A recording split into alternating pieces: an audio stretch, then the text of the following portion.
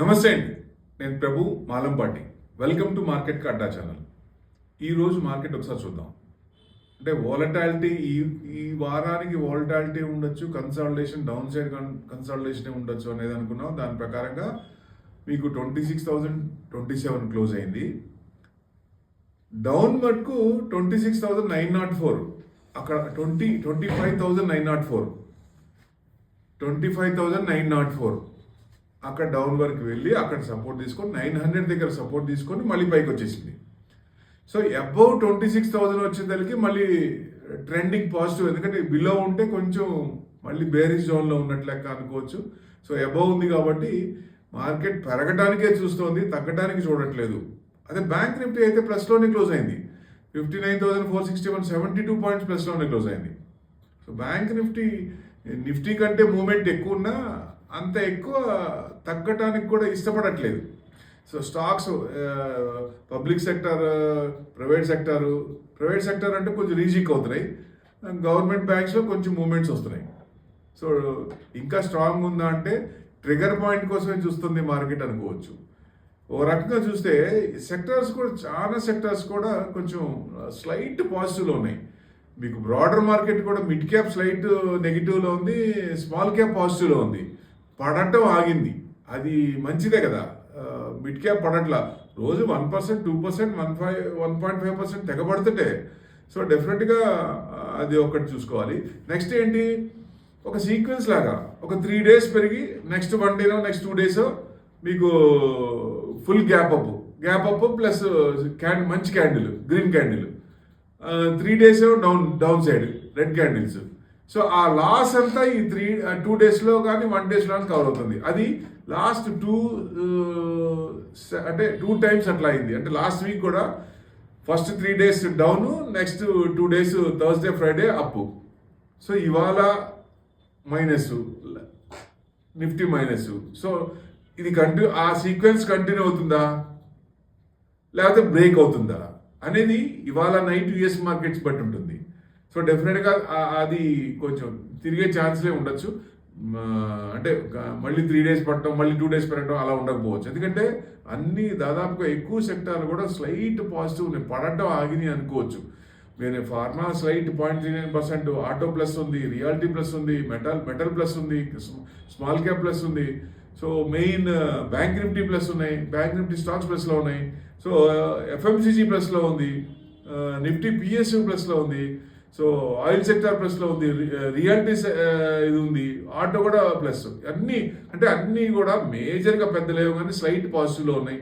పడటం ఆగిని సంతోషం, ఇక్కడ నుంచి కొంచెం సపోర్ట్ తీసుకుంటుందా అనేది మెయిన్. అసలు మార్కెట్ ఇంతలా అవ్వటానికి కారణం ఏంటి అంటే యుఎస్ ట్రేడ్ డీల్ లేట్ అవుతున్నందు మూలంగా మార్కెట్ కొంచెం సెల్లింగ్, అంటే ఎఫ్ఐఎస్ ఇంకా సెల్లింగ్లో, ఈక్విటీస్ బాండ్స్లో కూడా వాళ్ళు అమ్మటం మొదలుపెట్టారు కాబట్టి కొంచెం డౌన్ అవుతా అనుకోవచ్చు. ఎందుకంటే రిలెంట్లెస్ సెల్లింగ్ అనుకోవచ్చు, కంటిన్యూస్గా అమ్ముతూనే ఉన్నారు వాళ్ళు. సో ఎక్కడ ఆగట్లా. ఏదో తగ్గితే 500 crores తగ్గద వస్తారు కానీ మళ్ళీ పెరుగుతున్నప్పుడు 2,000, 3,000 crores అమ్ముతున్నారు. సో ఐఎన్ఆర్ కూడా 90 ఆల్ టైమ్ లో 90.79 దాదాపుగా బాగా లో వచ్చేసింది. సో ఇది కంటిన్యూస్గా 100కి వెళ్ళేటట్టు చూస్తే అంటే ఎక్స్పోర్ట్స్ ఈజీ అయిపోతే ఇంపోర్ట్స్ కాస్ట్లీ అయిపోతాయి. సో ఇది ఎంతవరకు ఎక్స్పోర్ట్స్ కోసం వదిలేశారా దాన్ని పట్టించుకోకుండా, అంటే 100 వరకు వెళ్ళినా మన ఎక్స్పోర్ట్స్ ట్రేడ్ ఇంబ్యాలెన్స్ ఉంది కాబట్టి దాన్ని ఏమన్నా బ్యాలెన్స్ చేయడానికి చేస్తున్నారా అనేది. ఇది ఫిజికల్ పాలసీకి సంబంధించింది కాబట్టి RBI should control that.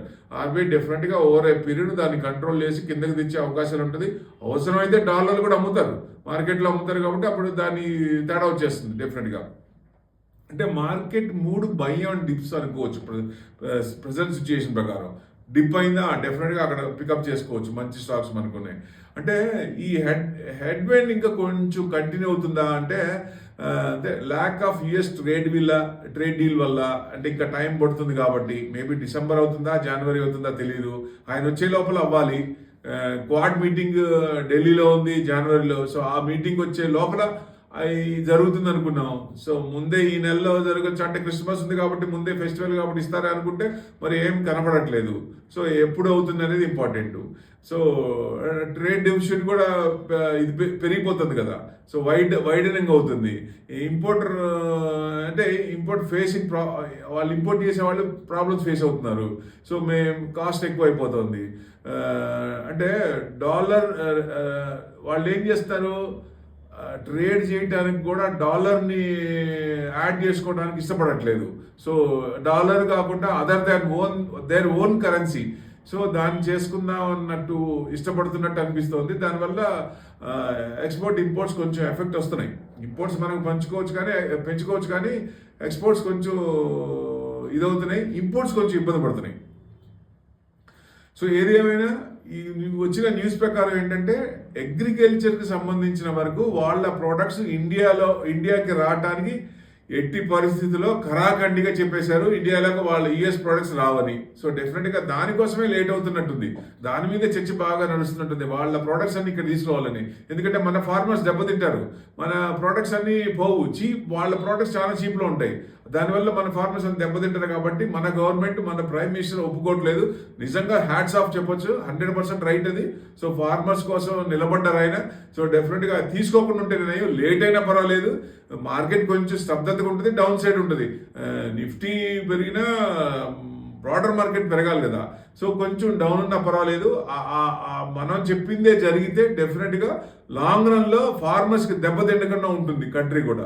So farmers బాగుంటే కంట్రీ కూడా బాగుంటుంది. మనం మ్యాక్సిమం ఫార్మింగ్ మీద ఆధారపడ్డాం కదా.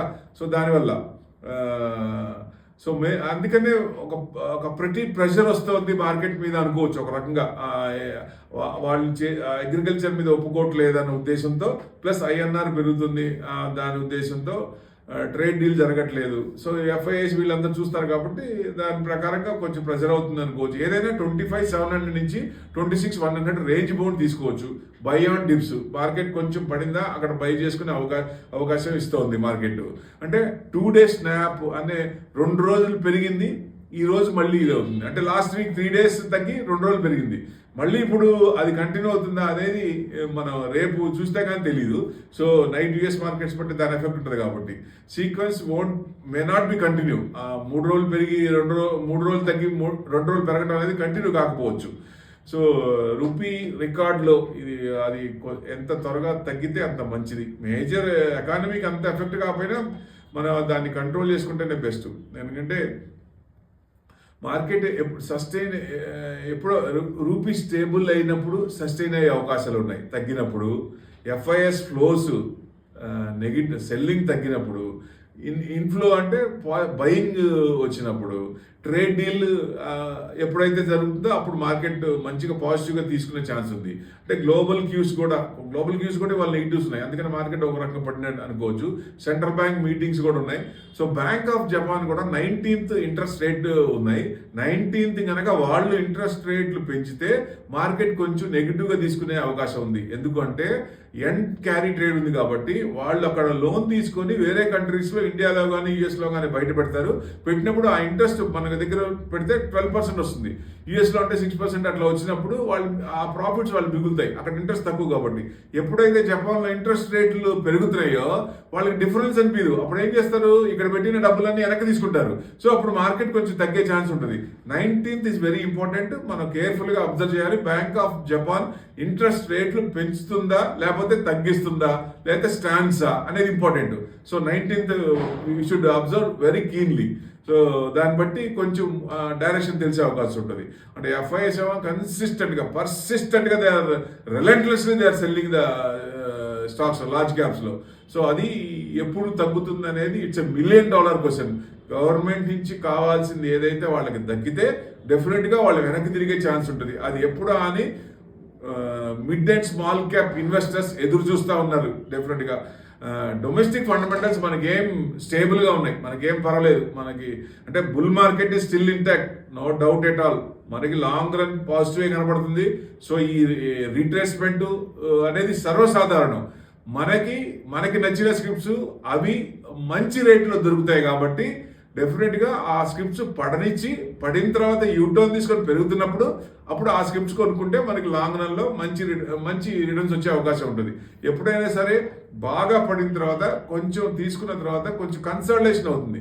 టైట్ కన్సల్టేషన్ అంటే అక్కడే కన్సల్టేషన్ ఒక plus 20 points 30 points plus or minus తిరుగుతూ అక్కడ బ్రేక్అవుట్ వచ్చే ఛాన్స్ ఉంటుంది. ఆ బ్రేక్అవుట్ వచ్చినప్పుడు హ్యూజ్గా వచ్చే ఛాన్స్ ఉంటుంది. నిఫ్టీ కూడా లాంగ్ కన్సల్టేషన్ తీసుకుంటుంది కాబట్టి బ్రేక్అవుట్ అవడానికి రెడీగా ఉంది. ట్రిగర్ పాయింట్ కోసం చూస్తుంది. ఆ ట్రిగర్ పాయింట్ ఏంటంటే ట్రేడ్ డీల్ కావచ్చు, బ్యాంక్ ఆఫ్ జపాన్ ఇంట్రెస్ట్ కావచ్చు, లేకపోతే సమ్ అదర్ ఏదైనా నెగిటివ్ ఆర్ పాజిటివ్ ఏదైనా కావచ్చు. So breakout or break down అంటే హ్యూజ్గా ఉంటుంది అది ఏదున్నా కానీ. సో అది మనం అబ్జర్వ్ చేస్తూ ఉండాలి. సో బ్రేక్ డౌన్ అవటానికి ప్రాబిలిటీస్ తక్కువే ఉన్నాయి. బ్రేక్అవుట్ అవటానికి ఛాన్సెస్ ఎక్కువ ఉన్నాయి కాబట్టి అప్పర్ సైడే రావచ్చు. ట్రేడ్ డీల్ కనుక జరిగితే 27,000 డిసెంబర్లోనే చూడొచ్చు అని అనుకుంటున్నాం. ప్రాబిలిటీస్ ఉండొచ్చు. అది కనుక నిజంగా పాజిటివ్గా జరిగితే. ఫార్మాలో 100% అన్నారు, మొత్తం ఎత్తేస్తే బ్రహ్మాండం, లేదా 15% వేసినా బ్రహ్మాండం, 10 to 15% ట్యాక్స్ వేసినా ఓకే, యాక్సెప్టెన్స్ ఆల్రెడీ అది డిస్కౌంట్ అయిపోయింది. అది కాకుండా ఏదన్నా ఉన్నా ఇంకా ఏదైనా పాజిటివ్ ఉన్నా దాన్ని అనుగుణంగా మార్కెట్ రియాక్ట్ అయ్యే ఛాన్స్ ఉన్నాయి కాబట్టి పాజిటివ్గానే అవ్వచ్చు. ఆయన మెత్తపడ్డారు కాబట్టి పాజిటివ్గానే అవ్వచ్చు అనేది ఎక్స్పెక్ట్ చేస్తుంది మార్కెట్. ఆ ట్రిగర్ పాయింట్ ఆ న్యూస్ కోసం చూస్తుంది. ఆ న్యూస్ వచ్చిన రోజు డెఫినెట్గా మార్కెట్ మంచిగా పెరిగే ఛాన్స్ ఉంటుంది, either in December or January.